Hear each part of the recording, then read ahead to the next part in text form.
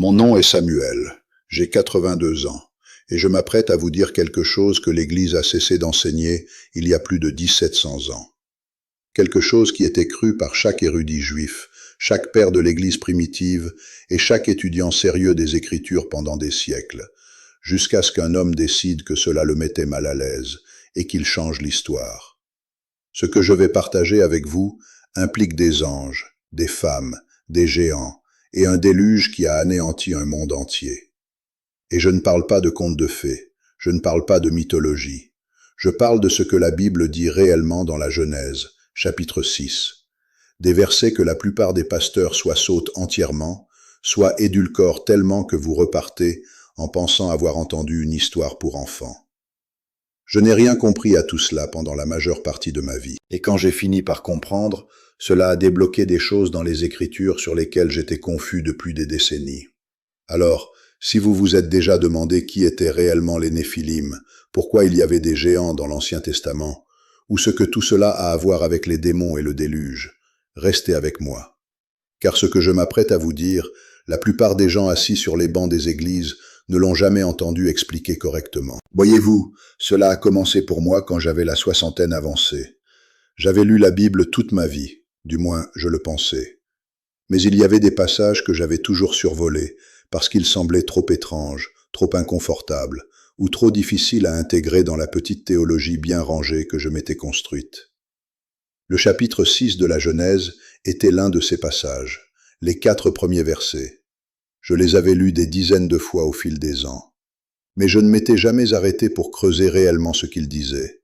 Et quand je l'ai enfin fait, quand je me suis assis avec une concordance, un lexique hébreu et plusieurs commentaires des pères de l'Église primitive, ce que j'ai trouvé a ébranlé tout ce que je pensais savoir. Laissez-moi vous lire ce que dit le passage. Lorsque les hommes eurent commencé à se multiplier sur la face de la terre, et que des filles leur furent nées, les fils de Dieu virent que les filles des hommes étaient belles, et ils en prirent pour femmes parmi toutes celles qu'ils choisirent. Alors l'Éternel dit, « Mon esprit ne restera pas à toujours dans l'homme, car l'homme n'est que chair, et ses jours seront de 120 ans. » Les géants étaient sur la terre en ces jours-là, et aussi après que les fils de Dieu furent venus vers les filles des hommes, et qu'elles leur eurent donné des enfants. Ce sont ces héros qui furent fameux dans l'Antiquité. Maintenant, quand j'ai lu cela pour la première fois avec un regard neuf, j'ai senti quelque chose remuer en moi, quelque chose de troublant. Parce que la lecture simple de ce texte me disait quelque chose qui ne correspondait pas à ce qu'on m'avait enseigné à l'Église. Elle me disait que des êtres appelés les fils de Dieu avaient eu des relations avec des femmes humaines, et que le résultat était une race de géants, les Néphilim. Et je devais décider si j'allais croire ce que le texte disait réellement, ou si j'allais chercher un moyen de le contourner. Honnêtement, pendant un temps, j'ai cherché un moyen de le contourner. Parce que l'idée que des anges puissent venir dans notre monde physique et avoir des enfants avec des femmes humaines semblait trop tirée par les cheveux, trop insensée, trop surnaturelle. Et voici ce que je ne comprenais pas alors. Cet instinct de reculer devant la lecture surnaturelle de l'Écriture est exactement ce qui a égaré l'Église sur ce passage il y a plus de 1700 ans. Laissez-moi vous expliquer. Il existe une règle fondamentale dans la manière d'étudier la Bible. Cela s'appelle l'herméneutique, la science et l'art d'interpréter correctement l'Écriture. Et l'un des principes les plus basiques de l'herméneutique est que l'Écriture s'interprète par l'Écriture.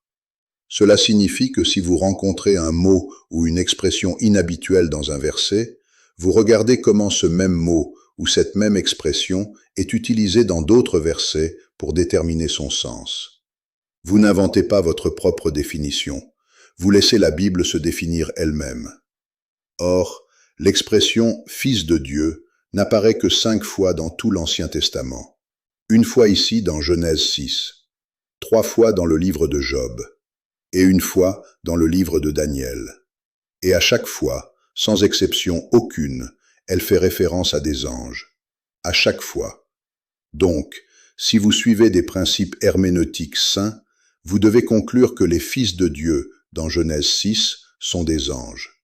Plus précisément, des anges déchus. Parce que les anges n'ont jamais été créés pour se marier ou avoir des relations avec des femmes humaines. Pour qu'un ange fasse cela, Ils devaient se rebeller contre Dieu. Et les seuls anges qui s'étaient déjà rebellés étaient ceux qui ont suivi Lucifer lors de sa chute. Donc, ce que Genèse 6 nous dit, simplement, clairement, sans allégorie, c'est que des anges déchus ont vu combien les femmes humaines étaient belles, sont venues dans le monde physique, ont eu des relations avec elles et ont produit une race hybride, mi-ange, mi-humaine, des géants, les Néphilim. Et c'était l'interprétation acceptée et incontestée de ce passage pendant des siècles. Les Juifs y croyaient depuis la période du premier temple. L'Église primitive y croyait. Personne ne le remettait en question. Jusqu'à ce qu'un homme arrive et décide qu'il n'aimait pas cela. Son nom était Jules l'Africain. Vers 260 après Jésus-Christ, il a regardé ce passage et a pensé que l'idée d'ange se manifestant dans notre monde et ayant des relations avec des femmes mortelles était tout simplement trop farfelue. Il a donc proposé une théorie alternative. Il a complètement ignoré les principes herméneutiques et a suggéré que les fils de Dieu étaient en réalité les descendants de Seth, la lignée pieuse, et que les filles des hommes étaient les descendantes de Caïn, la lignée impie. Selon lui, le grand péché était que les gens pieux se mariaient avec les gens impies, et c'est pour cela que Dieu a envoyé le déluge. C'est tout. C'était sa théorie. Et je veux que vous compreniez quelque chose. Il a été la première personne de l'histoire à proposer cela. Avant lui, personne ne le lisait ainsi. Ni les érudits juifs, ni les apôtres, ni les pères de l'Église. Personne. Il l'a même reconnu lui-même en disant « à mon avis », parce qu'il savait que personne avant lui n'avait jamais suggéré une telle chose. Si vous ne me croyez pas, vous pouvez vérifier par vous-même. Il existe une collection de 38 volumes sur les pères de l'Église primitive. Dans le 6e volume, les pères antenicéens, c'est-à-dire avant le symbole de Nicée, à la page 131, vous trouverez exactement ce que Jules l'Africain a écrit. Il est à l'origine de cette interprétation alternative. Et honnêtement, quand j'ai lu ce qu'il a réellement dit, j'ai été stupéfait. Pas seulement parce qu'il abandonnait les principes herméneutiques, mais parce que son raisonnement était superficiel et franchement troublant. Mais voici ce qui s'est passé ensuite, et c'est ce qui a vraiment changé le cours de l'enseignement de l'Église. Augustin a repris cette théorie. Et une fois qu'Augustin l'a acceptée, l'Église catholique a suivi le mouvement. Puis de nombreux protestants l'ont accepté aussi, car Augustin était un héros dans les cercles protestants. La plupart des gens ne s'en rendent pas compte, mais le calvinisme ne vient pas de Jean Calvin. Le héros théologique de Calvin était Augustin. Il a pris les idées d'Augustin et les a développées dans son institution de la religion chrétienne. Ainsi, quand Augustin a approuvé la théorie de Seth, cela a eu un poids énorme. Et à ce jour, les églises protestantes sont approximativement divisées à 50-50 sur la question de savoir si les fils de Dieu font référence aux descendants de Seth ou aux anges déchus. Mais pour moi, après avoir étudié cela à fond, il n'y a pas d'hésitation possible. Soit vous laissez la Bible s'interpréter elle-même, soit vous ne le faites pas. Soit vous suivez les principes herméneutiques, soit vous inventez votre propre théorie, parce que le surnaturel vous met mal à l'aise. J'ai choisi de faire confiance à la parole.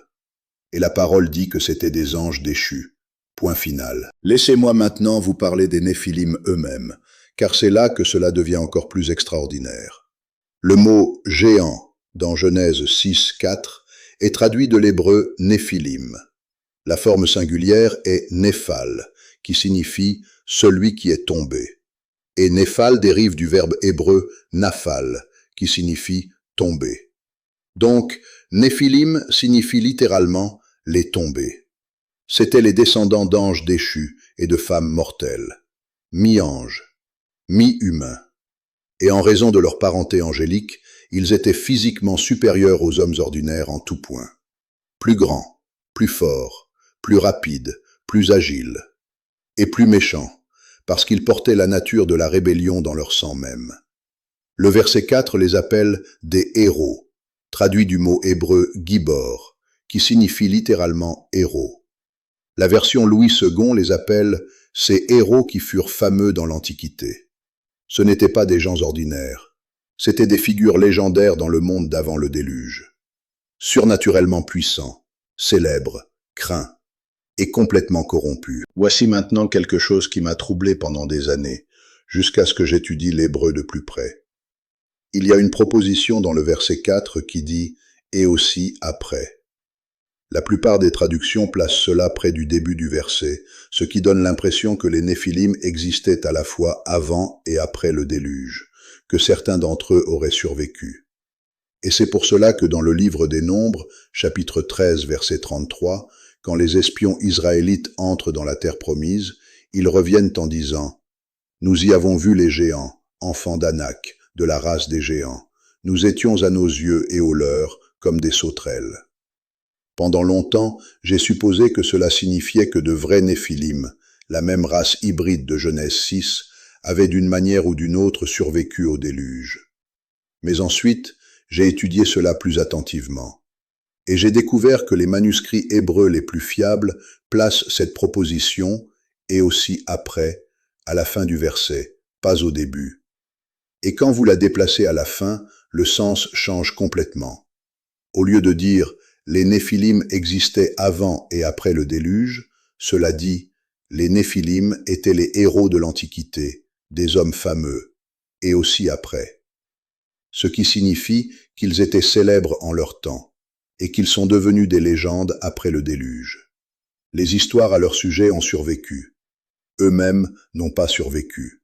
Et Genèse 6, vers 7 rend cela absolument clair. Dieu dit « J'exterminerai de la face de la terre l'homme que j'ai créé. » Et il va plus loin. « J'exterminerai tout être vivant. » Pas la plupart, pas certains. Tout être vivant, tous les gens, les gros animaux, les petits animaux, même les oiseaux du ciel, parce que les eaux du déluge sont montées au-dessus du plus haut sommet de la plus haute montagne, et il n'y avait plus de terre pour que les oiseaux se reposent. Ils se sont épuisés et sont tombés dans l'eau. Dieu a détruit chaque créature vivante, excepté la famille de Noé et les animaux sur l'arche. Les Néphilim n'ont pas survécu, mais les histoires, elles, ont survécu. Et c'est là que tout s'est éclairé pour moi. Vous voyez, après le déluge, le mot Néphilim est devenu une figure de style. Quand les espions israélites ont vu les fils d'Anak, qui étaient des hommes réellement énormes, mesurant peut-être 3 mètres de haut, ils les ont appelés Néphilim. Non pas parce qu'ils étaient littéralement la même race hybride d'avant le déluge, mais parce que Néphilim était devenu le mot utilisé pour quiconque était d'une taille et d'une puissance surhumaine. Pensez à David et Goliath. Goliath était un géant. Les gens de cette culture l'auraient appelé un Néphilim, non pas parce qu'il était à moitié ange, mais parce que le mot était devenu une façon de dire quelqu'un d'incroyablement grand et fort. Les légendes s'étaient transformées en langage. Savez-vous ce qui m'a le plus surpris? Quand j'ai commencé à étudier la mythologie comparée.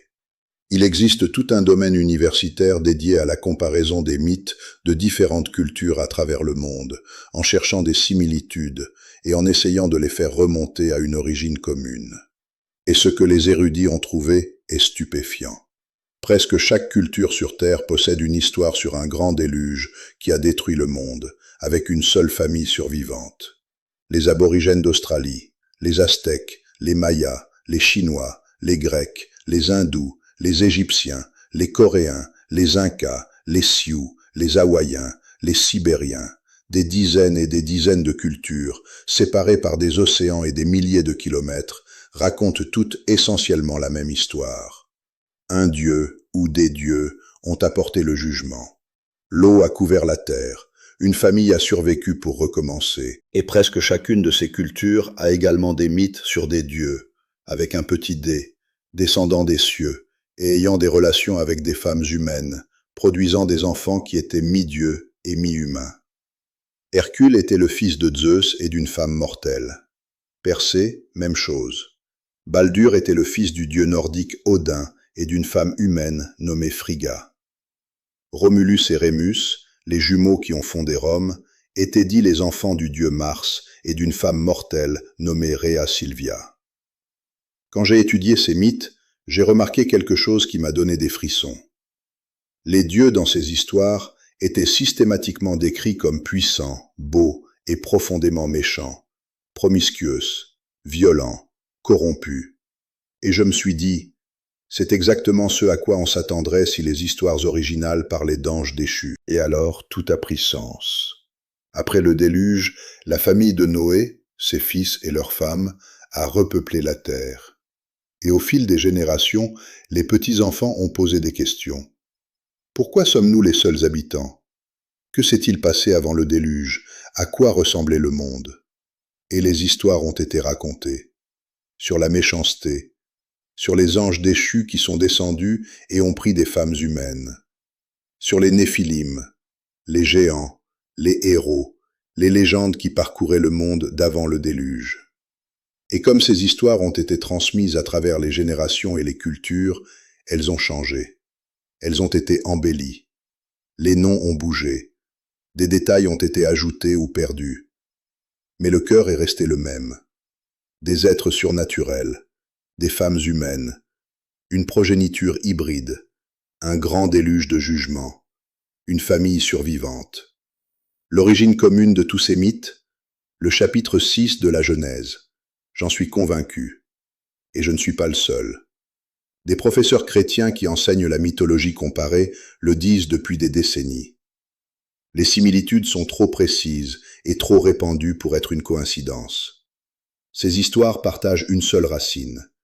Et cette racine est dans la parole de Dieu. Je ne le savais pas à l'époque, mais comprendre Genèse 6 était la clé pour comprendre autre chose sur laquelle j'avais été confus toute ma vie chrétienne, les démons, leur nature, leur origine, ce qu'ils sont réellement et d'où ils viennent. Vous voyez, la raison pour laquelle les Néphilim importent n'est pas seulement une curiosité historique. C'est parce que l'histoire des Néphilim est directement connectée à ce que sont les démons et à la manière dont ils opèrent dans notre monde aujourd'hui. Quand j'ai enfin compris cette connexion, des passages du Nouveau Testament qui m'avaient intrigué pendant 50 ans ont soudainement pris sens. Pourquoi des personnes possédées par des démons affichaient une force surnaturelle? Pourquoi Jésus parlait des démons de la manière dont il le faisait? Pourquoi les Juifs, à l'époque du Christ, croyaient des choses spécifiques sur l'origine démoniaque que Jésus n'a jamais contredites? Il les a en fait soutenues. Mais je brûle les étapes, et je ne veux pas faire cela. Parce que vous devez comprendre la fondation avant que je puisse vous montrer ce qui est construit par-dessus. Et la fondation, c'est Genèse 6. Les anges déchus, les femmes humaines, les Néphilim, un déluge qui les a tous détruits, et des histoires qui ont survécu pour faire écho à travers chaque civilisation qui a suivi. J'ai passé la majeure partie de ma vie à lire ce passage et à le survoler. Je ne le comprenais pas. Je ne pensais pas qu'il était pertinent. Je pensais que c'était juste une petite section bizarre de la Genèse qui ne se connectait à rien de pratique. J'avais tort. Cela se connecte à tout, à la démonologie, au combat spirituel, à l'autorité du Christ, au monde dans lequel vous et moi vivons en ce moment même. Et une fois que vous le voyez, vous ne pouvez plus l'ignorer. Alors voici ce dont j'ai besoin de votre part. Si ce que j'ai partagé aujourd'hui a ouvert quelque chose dans votre esprit, si cela vous a donné envie d'en comprendre davantage, de creuser plus profondément ce que la Bible enseigne réellement, au lieu de vous contenter de versions de surface qui sautent les parties difficiles, alors ne vous détournez pas de ceci. Notez le chapitre 6 de la Genèse, étudiez-le par vous-même. Regardez l'hébreu, regardez comment « Fils de Dieu » est utilisé à travers l'Ancien Testament. Ne me croyez pas sur parole. Laissez la Bible vous le prouver d'elle-même. Et partagez ceci avec quelqu'un. Quelqu'un qui est curieux. Quelqu'un qui a posé des questions auxquelles son Église n'a jamais répondu. Parce qu'il y a tellement plus dans cette histoire, et j'ai besoin que vous reveniez pour la suite. Abonnez-vous à cette chaîne pour ne pas manquer ce qui arrive, parce que ce que je ne vous ai pas encore dit, sur les démons, sur leur origine, sur ce que Jésus lui-même a enseigné à leur sujet, c'est la partie qui changera vraiment votre vision du monde spirituel qui vous entoure. Laissez un commentaire et dites-moi, saviez-vous quoi que ce soit de tout cela avant aujourd'hui? Quelqu'un vous avait-il déjà expliqué les Néphilim de cette façon? Je veux vous entendre. Parce que j'ai passé 82 ans sur cette terre, et pendant la plupart d'entre elles, personne ne me l'avait expliqué non plus. La Bible n'est pas un livre simple, c'est un livre profond, complexe et époustouflant. Et les parties qu'on vous a dit de sauter, ce sont souvent les parties qui comptent le plus.